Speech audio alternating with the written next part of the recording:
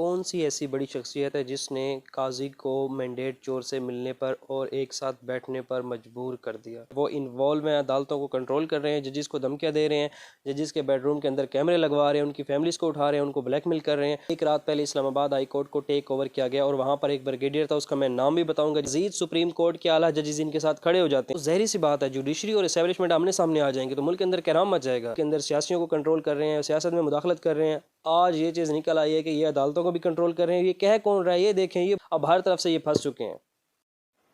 अस्सलाम वालेकुम नाजरीन, मैं सैफ अली और आप मेरा यूट्यूब चैनल देख रहे हैं। बहुत ही अहम खबर है, पाकिस्तान के अंदर हर तरफ हलचल मच गई है। अदलिया जो है वो मैदान के अंदर आ चुकी है। कौन सी ऐसी बड़ी शख्सियत है जिसने काजी को मैंडेट चोर से मिलने पर और एक साथ बैठने पर मजबूर कर दिया। सारी तमाम बातें आपके साथ डिस्कस करते हैं। अदलिया के अंदर क्या चल रहा है और कौन सी ऐसी बात थी, कौन सी ऐसी वजह थी जिससे वज़ीर आज़म को चीफ़ जस्टिस काजी फ़ाइज़ ईसा से मिलना पड़ा, कौन सी ऐसी मजबूरी आ गई थी। वो सारी चीज़ें आप लोगों के साथ डिस्कस करते हैं, हमारे साथ रहिएगा नाजरीन। आज वज़ीर आज़म शहबाज शरीफ की काजी फ़ाइज़ ईसा से मुलाकात थी। मुलाकात का जो ज़राए के मुताबिक जो चीज़ें बताई जा रही हैं वो ये हैं कि सबसे जो अहम बात है, ये 6 जजेस ने पूरे मुल्क के अंदर, पाकिस्तान में नहीं पूरे मुल्क के अंदर हर तरफ हलचल मचा के रख दी है कि खुफिया इदारे जो हैं वो इन्वॉल्व हैं, अदालतों को कंट्रोल कर रहे हैं, जजिस को धमकियां दे रहे हैं, जजिस के बेडरूम के अंदर कैमरे लगवा रहे हैं, उनकी फैमिलीज़ को उठा रहे हैं, उनको ब्लैकमेल कर रहे हैं। तो ये सारी चीज़ें खुल कर आ गई हैं। आपको याद होगा कि 1.5 साल पहले जब इमरान खान साहब एक दफ़ा इस्लामाबाद पेशी पर जा रहे थे, उन्होंने कहा था कि इस्लामाबाद हाई कोर्ट के अंदर, आपको याद होगा कि इमरान खान साहब ने कहा था कि एक रात पहले इस्लामाबाद हाई कोर्ट को टेक ओवर किया गया और वहाँ पर एक ब्रिगेडियर था, उसका मैं नाम भी बताऊंगा, जिसने ये सारा कुछ किया और टेक ओवर किया। और सीटीडी के और वकला के कपड़े के अंदर कौन लोग थे, वो सारी बातें इमरान खान साहब ने खुलकर बताई थी। आपको पता है कि उसके बाद रेंजर गई और फ़ौरन इमरान खान साहब को गिरफ़्तार किया गया, आप लोगों को पता है। और अब ये जजेस हैं, इन्होंने तो खुल के हर चीज़ सामने रख दिया अवाम के। उन्होंने कह दिया कि खुफिया एजेंसी है जो सबको कंट्रोल कर रही है और अपनी मर्ज़ी के फ़ैसले हमसे लेना चाहती है और हमें ये धमकियाँ दे रही है, हमें ब्लैकमेल कर रही है। तो देखते हैं अब इनके साथ क्या होता है मुल्क के अंदर। आप देख लें, ये 6 जजेस हैं, अगर मज़ीद सुप्रीम कोर्ट के आला जजेस इनके साथ खड़े हो जाते हैं तो फिर क्या होता है मुल्क के अंदर। आप देख चुके हैं कि एक बंदा, सिर्फ इमरान खान साहब ने पूरी कौम को अपने पाँव के ऊपर खड़ा कर दिया, अवाम को मैदान में ला कर खड़ा कर दिया है, अवाम को अपने हकूक़ के लिए लड़ना सिखा दिया और खौफ के जो बुत है अवाम के अंदर से टूट चुके थे।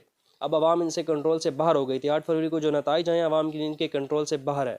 अब देखें, मीडिया को इन्होंने कंट्रोल किया हुआ था, मीडिया भी आहिस्ता आहिस्ता इनके कंट्रोल से बाहर हो गया। सोशल मीडिया आजकल हर बंदा चला रहा है, ऐसे समझ लें कि मीडिया आज़ाद है। अब एक चीज़ इनके पास थी, अदलिया। और आप देख लें कि पहले कुछ जजेस थे, उसके बाद अब 6 जजेस, और 6 जजेस की जो एक रिपोर्ट एक जैसी है तो इसकी बहुत ज़्यादा मानी रखती है। तो जहरी सी बात है, जुडिशरी और एस्टेब्लिशमेंट आमने सामने आ जाएंगे तो मुल्क के अंदर कैराम मच जाएगा।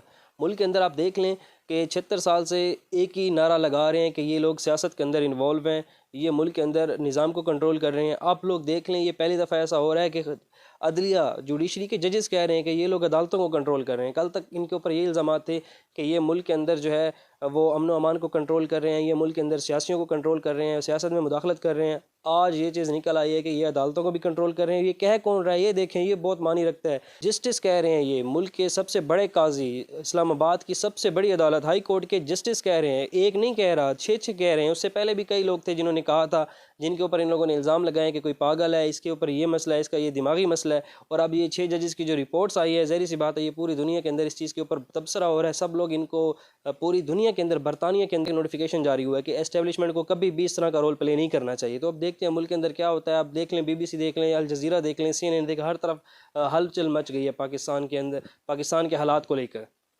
अब देखते हैं इसके ऊपर क्या रद्द अमल आता है। आज काजी फ़ाइज़ ईसा की जो मुलाकात थी शहबाज शरीफ के साथ, उसका जो मेन पॉइंट था, मेन जो रीज़न थी, मेन जो वजह थी वो यही थी कि मुल्क के अंदर जो अदलिया है वो कंट्रोल से बाहर हो गई है। अगर आज काजी फ़ाइज़ ईसा कह देता है कि ये जो 6 जस्टिस थे इन्होंने इल्ज़ाम लगाया खुफिया एजेंसियों के ऊपर, अगर कह देते हैं तो आप लोग देखेंगे आने वाले वक्त के अंदर कुछ दिनों बाद मज़ीद और चीज़ें सामने आने लग जाएंगी, मज़ीद जस्टिस खड़े हो जाने, हो सकता है सुप्रीम कोर्ट के आला जजेस भी इनके खिलाफ खड़े हो जाएँ, काजी फ़ाइज़ ईसा के खिलाफ खड़े हो जाएँ। तो मुल्क के अंदर क्या होगा, ज़ाहिर सी बात है। अब इन लोगों को जो आज इनकी जो मीटिंग हुई है और इसके अलावा खुफिया मीटिंग्स भी बहुत ज़्यादा हो रही हैं।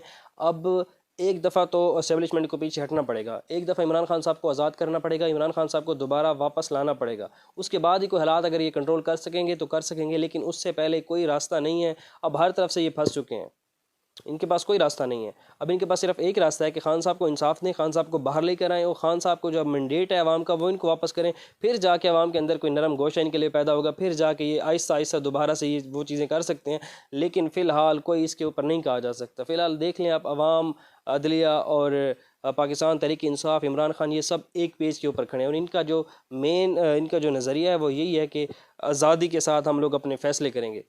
अब देखते हैं इसके ऊपर क्या होता है। मज़ीद जो भी इन्फॉर्मेशन होगी इंशाल्लाह हम आपको अपने यूट्यूब चैनल के थ्रू बता देंगे। जिस भाई ने चैनल को सब्सक्राइब नहीं किया, चैनल को सब्सक्राइब कर दें। बहुत शुक्रिया आप लोगों का। अल्लाह हाफ़िज़।